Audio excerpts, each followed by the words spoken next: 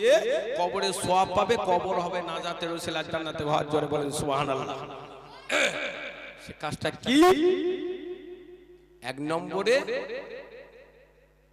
তোমার নেক্সট সন্তান, তোমার ছেলে মেয়ে, তোমার বেটা বেটিকে তুমি দিন ইমান শিখে, নামাজ শিখে, কোরআন শিখে, আলেম শিখে যদি যাও, সে যদি 5 ওয়াক্ত নামাজি দিনদার হয়, ঈমানওয়ালা হয়, তার ওসিলায় আপনি কবরে শুয়ে শুয়ে সওয়াব পাবেন। বলুন সুবহানাল্লাহ। 2 নম্বরে যদি দুনিয়ার জমিনে এই মানুষের চলাফেরা করার রাস্তা যদি তৈরি করে দাও, কোন জায়গায় খাল বা বড় অসুবিধা, তার উপরে সাঁকো হোক, পোল হোক, যা কিছু, বা মানুষের খাওয়া ওযু করা, মানুষের দরকারি পানির ব্যবস্থা যদি করে দাও, মরণের পরে সওয়াব পাবে। আর যদি গ্রামে মসজিদ মাদ্রাসা হোক, বিদেশে হোক, যে কোনো জায়গায় মসজিদ মাদ্রাসা যদি তৈরি করে দিতে পারো, কবরে সওয়াব পাবে। এবং ফাজাইলে আমলের মধ্যে লেখা আছে, মসজিদে তালিম হয়তো প্রতিদিন আপনাদের মসজিদে হয়তো প্রত্যেকদিন যখন নামাজের পর হয়, আসর নামাজ বাদ কিংবা ফজর বাদ, বা আপনাদের যে কোনো মাশওয়ারা করে যে কোনো নামাজের ওয়াক্তের পরে তালিম করবেন, ওই তালিমে সবাই বসবেন। ওই কিতাবে লেখা আছে, বছরে যদি একবার আমাদের ছেলেরা, আমাদের নাতিরা যদি জলসার মজলিস করে, মানুষকে হেদায়েতের জন্য ডাকে, কবরে শুয়ে শুয়ে সওয়াব পাবে। এই কাজগুলো করবেন আপনি, আপনার ছেলে মেয়ে, নাতি নাতনি, জামাতারা শিখে নেবে, আপনার মরণে ওরা এই কাজগুলো করবে। ওরা মরে গেলে ওদের ছেলে মেয়েরা এই কাজগুলো করবে।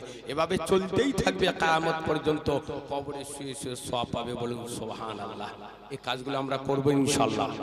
সবাই বলেন ইনশাআল্লাহ। নাকি করব না? ভাইরা আমার, আব্বা জানেরা, এই শাবান মাসে 4 থেকে 5টা জুম্মার দিনে খুতবা তেলাওয়াত করতে হয়। এই শাবান মাসে 3 নম্বর খুতবার মধ্যে লেখা আছে, আল্লাহ নবী, বিশ্ব নবী, হাবিবুল্লাহ, দয়ার নবী সাল্লাল্লাহু আলাইহি ওয়াসাল্লাম জানিয়েছে, 7 ব্যক্তির দোয়া, নামাজ, রোজা, দান খয়রাত কবুল হয় না। 7 ব্যক্তির দোয়া, 7 ব্যক্তির নামাজ, দান খয়রাত। আমরা সবাই তো নেককার দিনদারি মানি, আমরা তো দোয়া চাই, নামাজ পড়ি, কিন্তু নবী বলছেন আবার 7 শ্রেণীর মানুষের দোয়া কবুল হবে না। আস-সারিবু আশ-শাহিদু ওয়াল কামিরু মুসিদু আলা জিনা ওয়াল কাতু ওয়ার রহমান লাকু ওয়াল ওয়ালিদাইনি। এভাবে একটি আয়াতে কারিমা, হাদিস পাকটা ওই 3 নম্বর শাবান মাসের খুতবার মধ্যে লেখা আছে। জুম্মার দিনে ইমাম সাহেবরা তেলাওয়াত করে, আরবি ভাষায় শোনায়, আবার বাংলা ভাষায় ব্যাখ্যা করে শুনিয়ে দেয়। ওই কিতাবে লেখা আছে, হাদিস শরীফ। আল্লাহ নবী বলছেন, 1 নম্বরে ওই ব্যক্তির দোয়া, নামাজ কবুল হবে না। সে মানুষটাকে 1 নম্বরে মানুষ মানুষের উপরে হিংসা করে, জব্দ করার জন্য, ও ছোট করার জন্য, ওর ব্যবসা ভালো চলে, ওর ব্যবসা কমিয়ে দেবো, বন্ধ করে দেবো। ও বিশাল সম্মান পায় দুনিয়ায়, মানুষ ইজ্জত করে, ওর ইজ্জত থেকে কম করে দেবো। তার জন্য যারা গণগিরি করবে, জাদু করবে, বান্দা মানুষের হিংসার নজরে যে দেখবে, তার নামাজ, দোয়া, রোজা, মোনাজাত কিছুই কবুল হবে না। 2 নম্বরে আমার নবী বলে, যে মানুষটা দুনিয়ার মুসলমান সমাজের মধ্যে যারা মদ পান করবে, ওই মদ খোরের দোয়া কবুল হয় না। আজকে হয়তো জানি না, 2-3 দিন আগে মদ খাওয়া বন্ধ করে দিয়েছে, কারণ জলসায় দোয়া চাইতে হবে, মোনাজাত করতে হবে, বছরে একবার কবুল হবে। মদ খাওয়া বন্ধ করে পাক পবিত্র হালতে এসেছে, বসেছে, আর জলসা হয়ে যাবে, তারপরে মুসলমানের যুবক ছেলেরা আবার বিভিন্ন জায়গায় গিয়ে জমায়েত হয়ে বিভিন্ন রকমের খেল খেলনা তামাশা করবে, নারী পুরুষ শালী নিয়ে ঘুরবে আর মদের গ্লাস ধরবে। এরকম মানুষ যদি থাকে রে ভাই, আজকে তোমার দোয়া কবুল হবে না, তোমার নিয়তটা ভালো নয়, নিয়তটা ভালো করতে হবে। এটা আপনার শিমুলবেড়িয়া গ্রামের মানুষ, আমাদের সোনাখালী, বাসন্তী, ঝড়খালী, গোসবা, সন্দেশখালী বিশাল আছে এরকম যুবক ছেলেরা বলে হুজুর ওয়াজ করে বলে তবে রে 2-3 দিন আগে পাক পবিত্র হয়ে যাবে, নিয়ে আসবে, হ্যাঁ নামাজ কালাম পড়লো, তারপরে জলসা গিয়ে বললো, জলসা হয়ে গেল বসে তারপরে আবার শুরু করবে। বুঝতে পারছি ও ভাইরা বাবাজিরা, জাদু করা ব্যক্তি কোন গিরির দোয়া এবং মদ করে দোয়া কবুল হবে না। 3 নম্বরে ওই ব্যক্তি যে ব্যক্তিটা জেনা ব্যভিচারিণী করবে। অনেক মায়েরা আছে স্বামী রেখে আবার অন্য পুরুষের কাছে যায়, অনেক পুরুষ ব্যক্তিরা আছে বিবি রয়েছে অন্য নারীদের কাছে গিয়ে আর জেনার কাজ করে, যারা ওই জেনা করে দোয়া কবুল হবে না। 4 নম্বরে ওই ব্যক্তির দোয়া কবুল হবে না যে মানুষটা তার নিজের জন্মদাতা বাপ, নিজের গর্ভধারিণী পেটে ধরা মা বাপের অবাধ্য সন্তান যারা হবে ওদের দোয়া আল্লাহ কবুল করবেন না। 5 নম্বরে ওই মানুষের দোয়া কবুল হবে না যে মানুষটা নিজের ভাই বোন, আত্মীয় স্বজন, লোক কুটুম্বের সঙ্গে এবং অসৎ ব্যবহার করে রাখবে, মিলেমিশে চলবে না, বন্ধু বান্ধবের সঙ্গে ছিন্নকারী হয়ে চলবে, ওই ব্যক্তির দোয়া কবুল হবে না। ভাইয়েরা 6 নম্বরে ওই ব্যক্তির দোয়া কবুল হবে না যে ব্যক্তিটা গীবত করলো, চগলখড়ি করলো আর বখলতি করলো, কৃপণতা করলো, দান খয়রাত করার রাস্তা থেকে হাতটা ছোট করে নেয়, ওই ব্যক্তির দোয়া কবুল হবে না। 7 নম্বরে ওই ব্যক্তির দোয়া, দান খয়রাত, নামাজ, তেলাওয়াত কিছু কবুল হবে না। 7 নম্বরে ওই ব্যক্তিটা যে মানুষটা দুনিয়ার জমিনে এসে টাকা বাড়াবার জন্য মানুষের ধার দিয়ে কন্ট্রাক্ট করে বেশি নেয়, সুদ ঘুষ, সুদ করে দোয়া কবুল। ওই আমি ওয়াজে শুরুতে বলছিলাম না যে ফোন করেছে পয়সা, ওই ওয়াজটা করবে না, পাতা উল্টে দেয়, কেন বলছো ওই ওয়াজটা করবে? টাকা দিয়ে কিনে এসছে 20,000 চেয়েছে, কন্ট্যাক্ট করে আমি তো টাকা দিয়ে নিয়েছি, ওই ওয়াজ করে না, আমি টাকা কন্ট্যাক্ট করে যাই না, হক কথা বলে যাব, পারো এসে না পারে কেটে পড়ে, দরকার নেই। আমার ভাইরা একটু পরিবর্তন আমাকে হতে হবে, আপনাদের বলিনি কিন্তু আপনার সবাই ইনশাআল্লাহ পরিবর্তন হয়ে নেককার দিনদার হয়ে গেছেন ইনশাআল্লাহ। আমি হওয়ার জন্য খুঁজছি বাপ, আপনাদের দোয়া দিতে এসেছি, চলে যেতে হবে দুনিয়া ছেড়ে, কবরে যেতে হবে, কবরের কথা একটু ভাবুন। ভাইরা আমার আব্বা জানেরা, হযরত খাজা বাবা গরিবি নওয়াজ হযরত মহিউদ্দিন আজমির রহমাতুল্লাহ হুজুর একটা কিতাব লিখেছেন, ওই কিতাবে আমার নবীজির একটা হাদিস বর্ণনা করেছেন। নবীজি আমার রাস্তা দিয়ে গুটি গুটি পায়ে হেঁটে হেঁটে আগিয়ে যায়, সম্মুখে ইবলিস শয়তান মন খারাপ করে বসে আছে। ইবলিস শয়তান মুসলমানদের চরম দুশমন, মন খারাপ করে বসে আছে।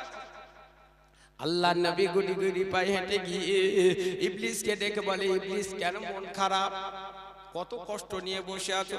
বলে ইয়া রাসূলুল্লাহ গে, ইয়া হাবিবাল্লাহ, হুজুর আমার, আপনার উম্মত উম্মতানিদের মধ্যে 4 শ্রেণীর মানুষের নেক আমলের জন্য আমি বড় কষ্ট পাই। বলছে কিরকম? বলি ইয়া রাসূলুল্লাহ গে, ইয়া হাবিবাল্লাহ, হুজুর আমার, আপনার উম্মত উম্মতানিদের মধ্যে দেখবেন 1 নম্বরে ওই ব্যক্তির ব্যবহার দেখে আমি কষ্ট পাই যে মানুষটা মসজিদের মুয়াজ্জিন সাহেব আর মসজিদের মুসল্লিগণেরা মুয়াজ্জিন সাহেবের আযান শোনার জন্য মন কান দিয়ে শোনে। আর মুয়াজ্জিন সাহেব জোরে জোরে আজান পড়ে, যখন আজান দেয় আজানের আওয়াজ ধ্বনিটা আমি যখন কানে শুনি আর ওই গ্রামে থাকতে পারি না। আমার কলিজা দাউ দাউ করে আগুন জ্বলে যায়। আমি ওই অবস্থায় দৌড়ে চলে যাই যে গ্রামের আজান শোনা যায় না, ওই গ্রামে গিয়ে দাঁড়িয়ে যায়। ইয়া রাসূলুল্লাহ, ইয়া হাবিবাল্লাহ, হুজুর আপনার উম্মত উম্মতানিরা যারা আজানটা ভক্তি ভরে দেবে, আর আজানটা ভক্তি ভরে যে নারী পুরুষ শুনবে, আজানের জবাবগুলো যারা দেবে, ওই মানুষের জীবনের গুনাহ মাফ হয়ে যায়, ওই মানুষটা জান্নাতি মানুষ হয়ে যায়। জোরে বলা যাবে আজান। মসজিদে মুয়াজ্জিন সাহেব আজান দেয়, আপনারা শোনেন তো? তাহলে ভক্তি ভরে শুনবো। যদি কাজকর্ম করি, সংসারে চাষবাস করি, মাঠে ঘাটে, আজানের আওয়াজ পেলে একটু সময় দেবে। কাজকর্ম করেন, সময় দেবে। ওই মুয়াজ্জিন সাহেব যা আজান দিচ্ছে ওই আজানের জবাবগুলো দেবে, নামাজগুলো পড়বেন। শয়তান বিশাল ব্যথা পেয়ে পালায়, আপনার জন্য জান্নাত সামনে হাজির হয়ে যায়। বলুন সুবহানাল্লাহ। ও ভাইরা বাবাজিরা, ইবলিস শয়তান আবার বলছেন, ইয়া রাসূলুল্লাহ, ইয়া হাবিবাল্লাহ, হুজুর আমার 2 নম্বরে আপনার উম্মত উম্মতানিরা যারা আজকের ওই কাফের কুফরের বিরুদ্ধে ঈমান ইসলামকে জিন্দা করার জন্য যারা ঝাঁপিয়ে পড়লো, এগিয়ে গেল আর নারায়ে তাকবীর আল্লাহু আকবার বলে জোরে জোরে আওয়াজ দিয়ে এগিয়ে যাবে, ওই সময়তে আমার কষ্ট হয়। আহা, কাফের কুফরের দল পিছনে হটে, ঈমানদারের দলেরা সামনে এগিয়ে যায়। জোরে বলুন সুবহানাল্লাহ। নারায়ে তাকবীর, আল্লাহু আকবার দিতে বলছেন। এ মুসলমানদের দুশমন নেই ইসরাইল, আমেরিকা কি করছে কি বলছে শোনেন না খবর? আমি ইসরাইল আমেরিকা সবাইকে বলছি না, যে মুসলমানদের উপরে, মসজিদ মাদ্রাসার উপরে, আলেমদের উপরে, ইমানদারদের উপরে যারা আক্রমণ করছে, রাস্তায় দেখেন না নামাজি ব্যক্তিরা যখন নামাজ পড়ছে, প্রশাসনের কিছু বন্ধু ভাইরা আছেন আমাদের রাজ্যে, না আমাদের রাজ্যেও দেখা দিয়েছে। এই তো কয়েকদিন আগে বিন্দাখালীতে বাড়িপুর এলাকায় দেখেন ইউটিউব, মসজিদের ভিতরে কি কাজ করলো, টয়লেট করলো। কেন করলি? বলছে কয়েকজন মিলে আমার বলে দিয়েছে নাম। তাহলে এরা কারা? আল্লাহর দুশমনেরা। নামাজি ব্যক্তিদের লাঠি মারছে, ঘুষি মারছে, নামাজ পড়তে দেয় না। এই তো অবস্থা। তাহলে কত বড় ইসলামের দুশমন, ঈমান নষ্ট করতে এসেছে, জাহান্নাম কিনতে এসেছে। ইবলিস শয়তান বলছে যারা ওই তাকবীর পড়বে, ওই তাকবীর পড়ে এগিয়ে যাবে, আল্লাহ পাক আল্লাহ তাআলা তাদের সাহায্য করেন। জোরে বলুন সুবহানাল্লাহ। আজকে এমন তাকবীর দেন, এই মুহূর্তে ইসলাম ঈমানের দুশমন যারা তৈরি করছে বিভিন্ন রকমের যন্ত্রপাতি, এমন আওয়াজ দেবেন, এই আওয়াজের ধাক্কায় গিয়ে তাদের মেশিনগুলো সব ধ্বংস নষ্ট হয়ে যাবে। দেওয়া যাবে ইনশাআল্লাহ, বলেন ইনশাআল্লাহ। খবরদার, আল্লাহর নামে তাকবীর দেবে, আর কারো নাম না। ও মুসলমানেরা, ইবলিস শয়তান বলছে, ইয়া রাসূলুল্লাহ, ইয়া হাবিবাল্লাহ, হুজুর আমার আপনার উম্মত উম্মতানিদের মধ্যে যারা ফজরের নামাজ পড়ে হালাল রুজি রোজগারে অন্বেষণ করবে, কোরআন শরীফে সূরা জুমাতে আল্লাহ বলেছেন, ফাইজা কুদিয়াতিস সালাতু ফান্তাশির ওয়াবতাগু মিন ফাদলিল্লাহ।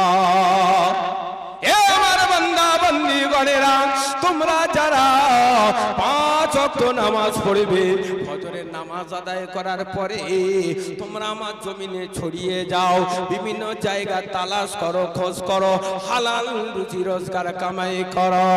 আল্লাহর নামাজি বান্দারা যারা হালাল রুজি রোজগার করার জন্য হালাল রুজি রোজগার অন্বেষণ করে রোজগার করে বাড়িতে আনেন, শয়তানের তখন কলিজায় আগুন ধরে যায়। শয়তান বলছে যে মানুষটা হালাল রুজি রোজগার অন্বেষণ করলো, হালাল কাজকর্ম করলো, রোজগার করে বাড়িতে আনলো, ওই ঘরেতে আল্লাহর বরকত হয়, ওই ঘরেতে অভাব অনটন হয় না, ওই ঘরে বালা মুসিবত আসে না, ওই ঘরেতে আল্লাহর কুদরতি নিয়ামত নেমে আসে। জোরে বলুন সুবহানাল্লাহ। ইয়া রাসূলুল্লাহ, ইয়া হাবিবাল্লাহ, হুজুর আমার 4 নম্বরে আপনার ওই উম্মতানিদের উপরে আমার বড় কষ্ট হয়, যারা ফজরের নামাজ আদায় করলো, যে আপনার উম্মতানি সকাল বেলা ভোরের বেলা আজান শুনলো, তাড়াতাড়ি উঠে পড়লো, ওযু করে নামাজের বিছানা বিছিয়ে দিয়ে একটু আল্লাহ জিকির আজকার করে নামাজ আদায় করে কারোর সঙ্গে কোনো কথা বলবে না, কারোর সঙ্গে কোনো কথা বলবে না। জল ওয়াক্তটা পার হয়ে গেল, তারপরে ইশরাকের নামাজের ওয়াক্ত হয়ে যায়। যে আল্লাহর বান্দা বান্দিটা ফজরের নামাজের পরে মুরাকাবা মুশাহাদায় বসে বসে আল্লাহ পাকের জিকির আজকার করলো, তাসবিহ তাহলিল পড়লো এবং আল্লাহর আযাব গজবের ভয়ে মুরাকাবা মুশাহাদা বসে বসে আল্লাহ আল্লাহ আল্লাহ আল্লাহ করলো, কারোর সঙ্গে কথা বললো না, নিরালায় নির্জনে বসে বসে আল্লাহর ধ্যানে পড়ে আছেন। এই অবস্থায় ওয়াক্ত পার হয়ে গেল, তারপরে ইশরাকের নামাজের ওয়াক্ত হয়ে গেল। 2 রাকাত করে 4 রাকাত ইশরাকের নামাজ আদায় যারা করবে, ইবলিস শয়তান বলছেন ইয়া রাসূলুল্লাহ, ওই রকম আমলকারী ব্যক্তিদের জীবনের গুনাহগুলো আল্লাহ maaf করে দেয়। ওই আমলকারী ব্যক্তির আব্বা মা, তার দাদা দাদি, নানা নানি, তার ছেলে মেয়ে, বিবি আল আওলাদ, আত্মীয় স্বজনদের জীবনের গুনাহগুলো maaf হয়ে যায়, জাহান্নাম হারাম হয়ে যায়, ওই ব্যক্তিটা জান্নাতি হয়ে যায়। এই 4টে আমল দেখলে আপনার উম্মতের মধ্যে খুব কষ্ট পায়। আমার ভাইরা বাবাজিরা, আমরা ওই 4টে আমল করব, শয়তানের চেলা চামুন্ড দলের ফেরেঙ্গাদের ওই কষ্ট দিয়ে হটাবো, সামনে ইমানদারের দল বেড়েই চলবে। জোরে বলেন ইনশাআল্লাহ, বলেন না ইনশাআল্লাহ। নারে তাকবীর। ও ভাই পিছনে ভাইরে কেরাম এমন আওয়াজ দেবো, আমি ওই বললাম মুসলমানদের মারার জন্য, হত্যা করার জন্য, শেষ করার জন্য আবার ভাষণ দেয়, লেকচার দেয়।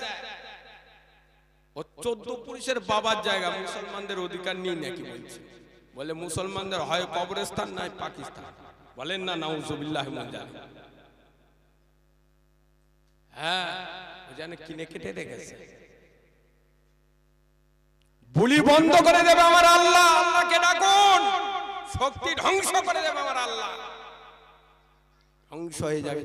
নারে তাকবীর, নারে তাকবীর, নারে তাকবীর।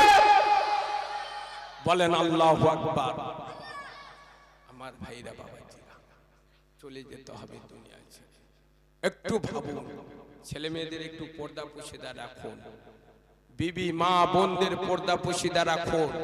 পর্দা থেকে সব জর্দা হয়ে যাচ্ছে, নারী আর সব নেই, আনারি হয়ে গেছে। কি বুঝলেন? নারী জাতি আর মুসলমান সমাজের নারী জাতি আর নেই। মুসলমান